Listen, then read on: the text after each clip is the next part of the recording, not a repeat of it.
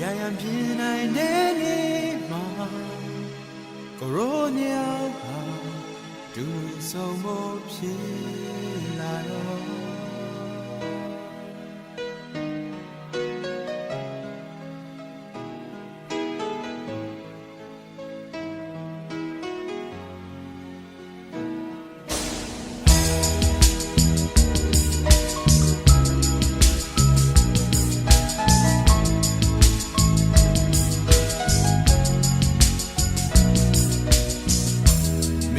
စကားလုံးလေးတွေ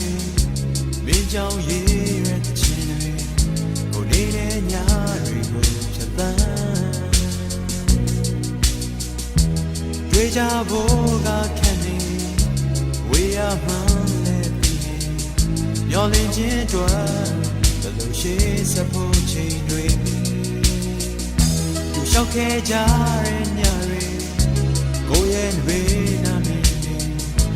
ဝေးရဲ့ငေးမျက်လုံးလေးရဲ့ဖြစ်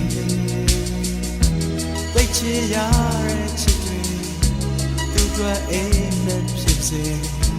သူတကယ်တော့ချချိန်မှမြဲရန်ရှိပါစေ Hey အရာရန်ပြ